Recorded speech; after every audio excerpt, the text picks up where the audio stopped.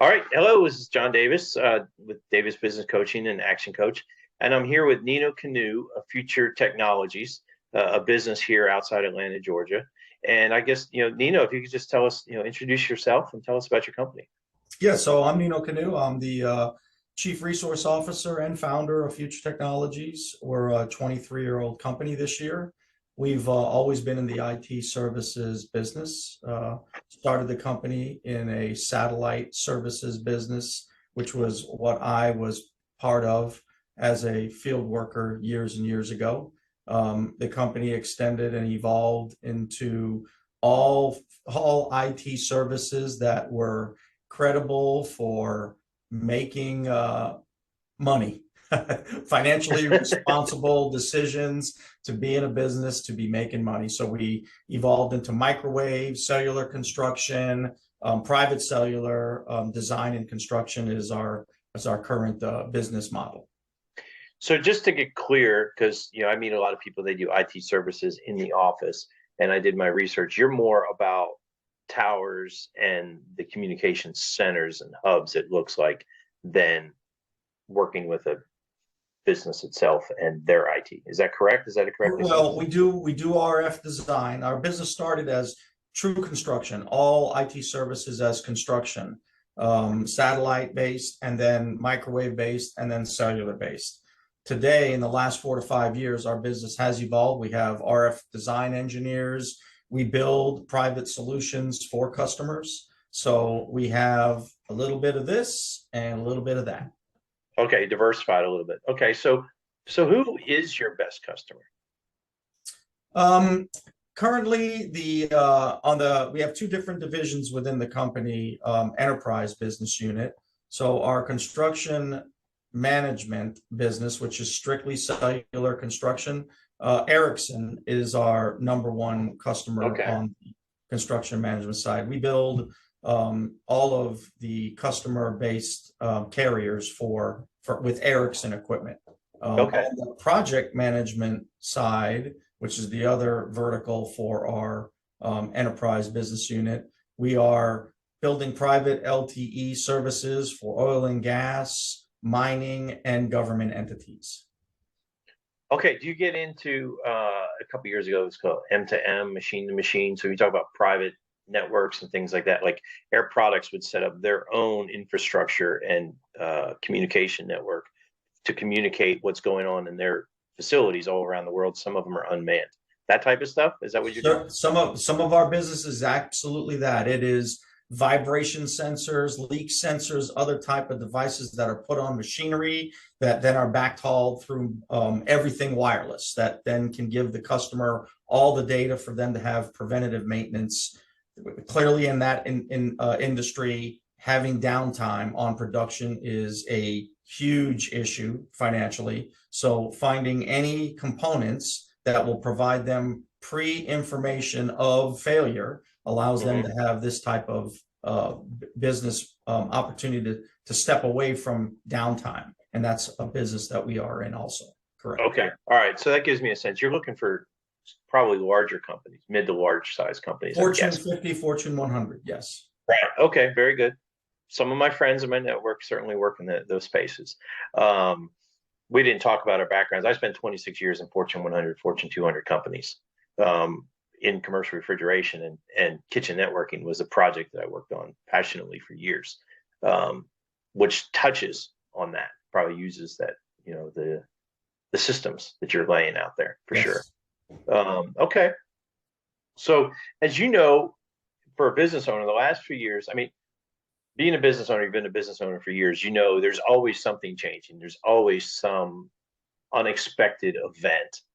The last few years, I think that's accelerated a little bit, and the magnitude of the unexpected events is a little bit bigger. So what have you done in your business in the last few years, going back to 2019 and since then, just because of COVID and staffing, and technology, what have you had to change in your business? Well, that's interesting, John, as you bring it up. For us, we had our financial milestone year in 2019.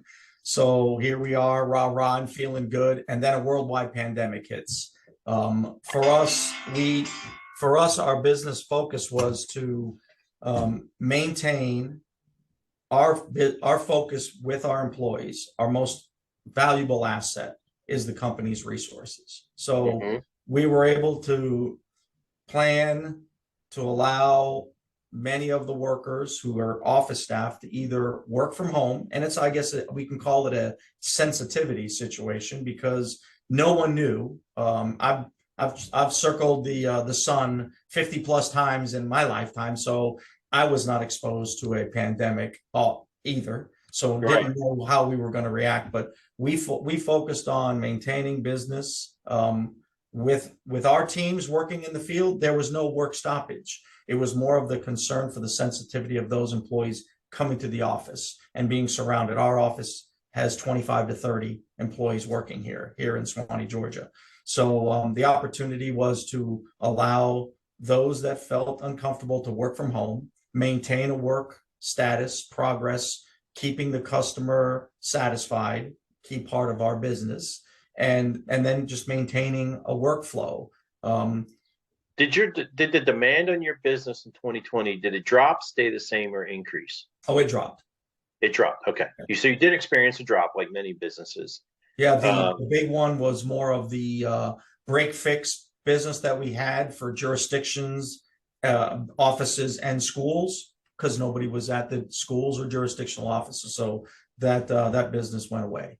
so you did have some drops. Sounds like you were able to weather the storm, and then it was figuring out how do you keep doing what you always did at the same level with people in a different atmosphere, working from home and things like that.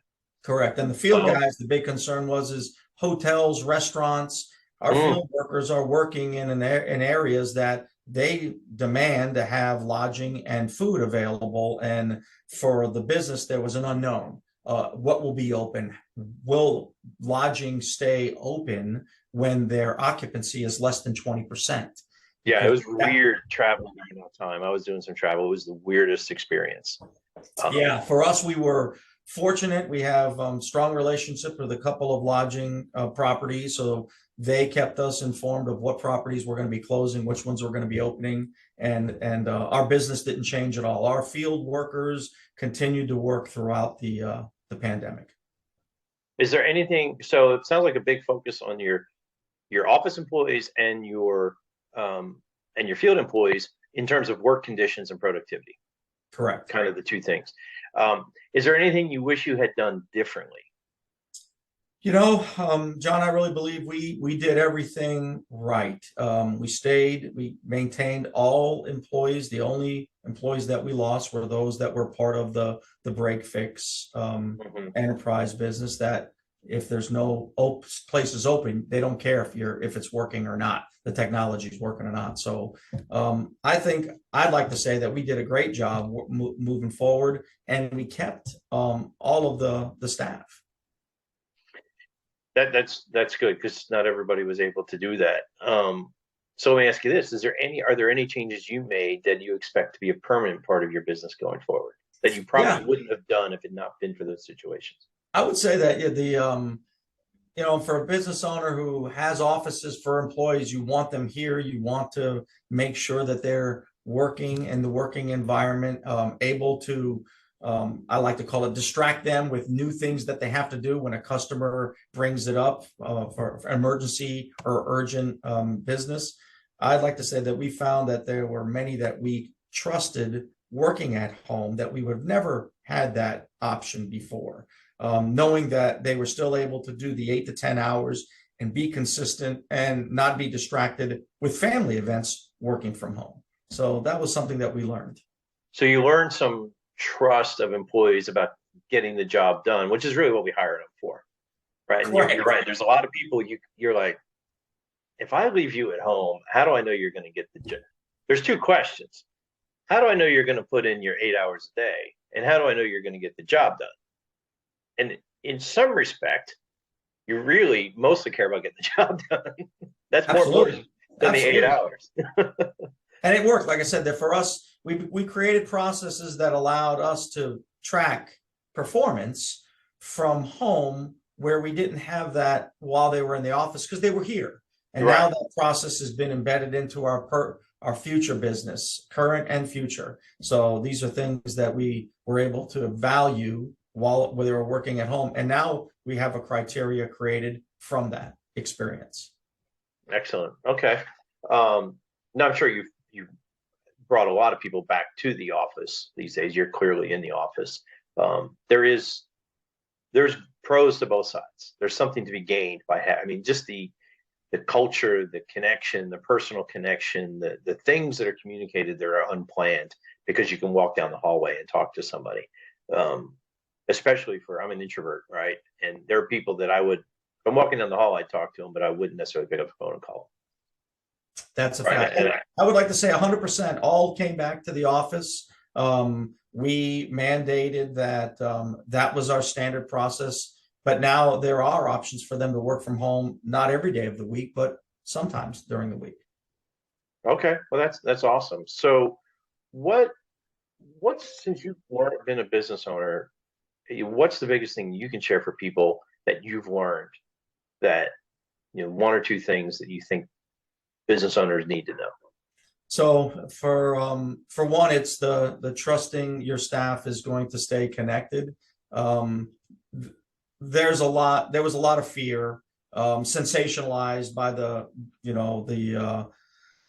media, Mm-hmm. seeing where other countries were and the illness levels and the death counts was a strike that every day it was the gloom and doom Mm-hmm. thought process. So for us as a business, the goal was that we need you to stay focused. What we're doing, we're safe. We're doing everything to be safe. So we're going to be able to work through this. That was something that I stood by, and because I came to the office every day with the focus that if I'm in my own office, I'm not exposed to anybody. When I leave my office, if there's a need for me to mask up so that I am in basically the common areas of the office around others and are concerned about being infected and infecting others, that was something that it gave us the opportunity to make those decisions internally. And that for me was a key part of it. Never want to go through it again. And only for the main of the feeling of, like I said, the gloom and doom. There was every morning concern of, well, what's next? And that's hard to stay focused on business with that distraction. How has your culture changed in the last few years? Um, Or has it? I think for the large majority, the culture stayed the same. We are a business that is highly engaged with our employees on the comfort of work, the level of effort that we're putting in. Each and every one of us, me as a business owner, the leadership, I'm here doing everything I can to make sure that the performance is the same or better.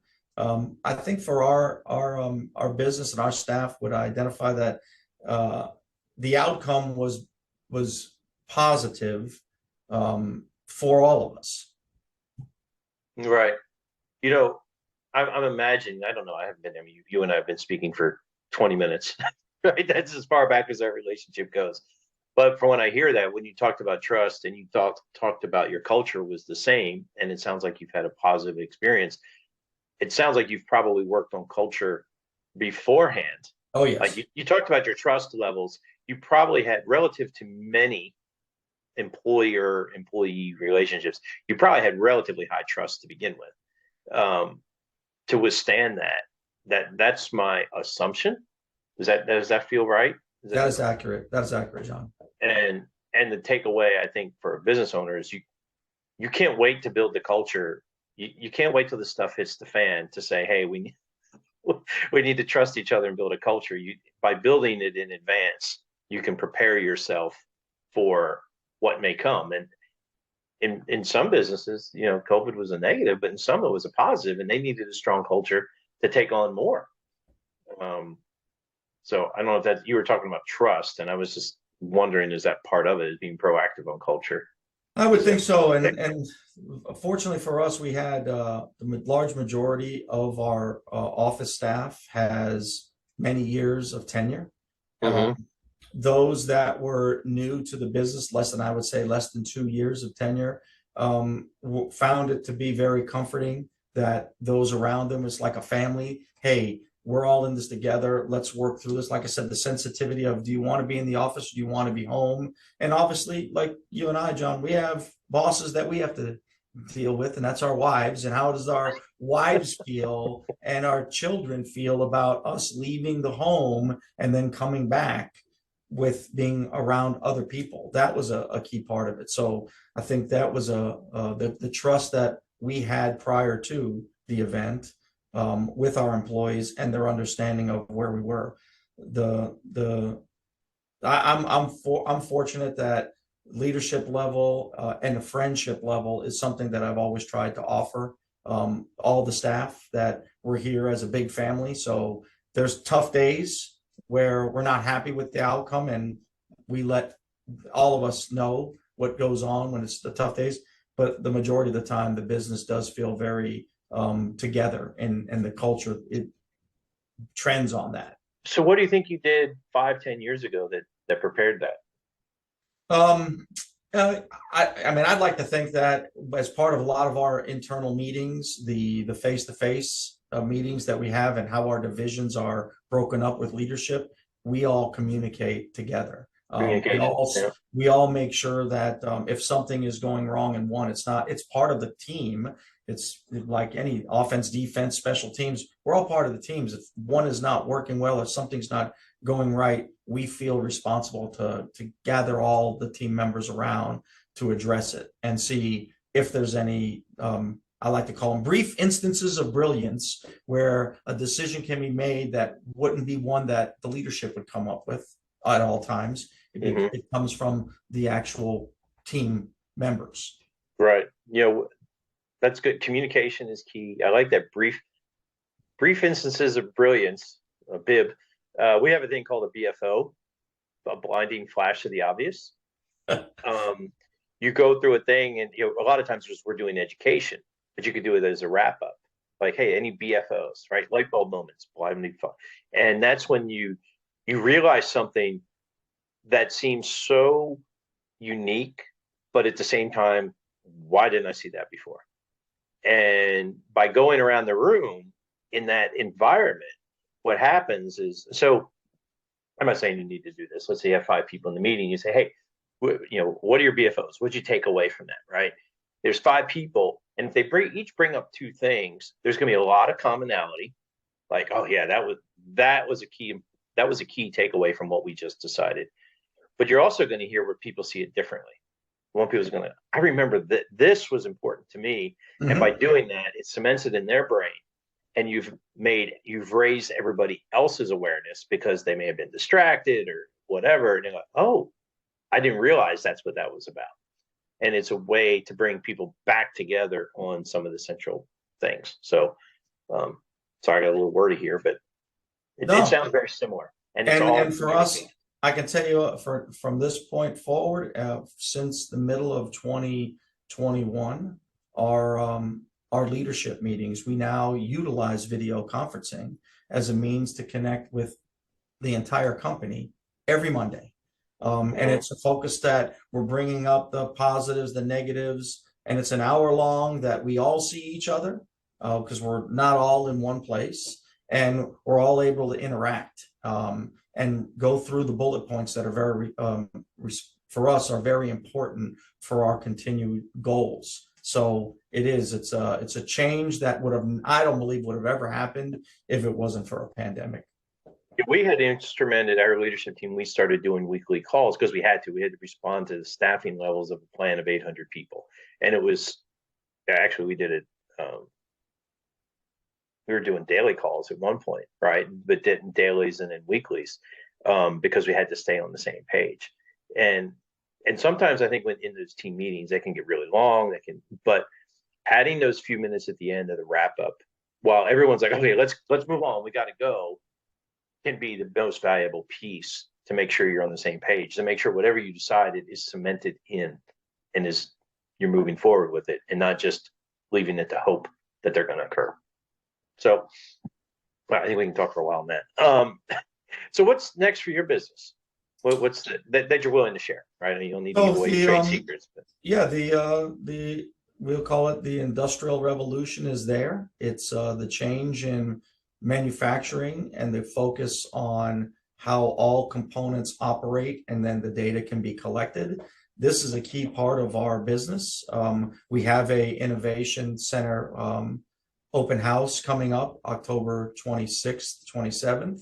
And this is, we built an innovation center in one of our warehouses across the street where we have several different types of manufacturing technology, conveyor belts, mirror robots, motors, vibration centers, leak sensors, and we have it all interconnected with 3G, 4G, and CBRS wireless technologies, which is the advancement into the future. As Wi-Fi used to control the majority of all internal electronics for data transfer.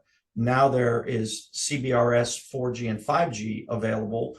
So the advancement then allows the end user to get text messaging, emails when a component is changing or a vibration is changing on a motor, which then can clearly cause that a bearing is going bad or shaft is wearing out. This is our true focus, our new business vertical that we've been on for the last year plus, that we see the rise, because if you look at the trends, billions of dollars with a B are going to be spent on upgrading the manufacturing facilities for this type of broadband wireless event.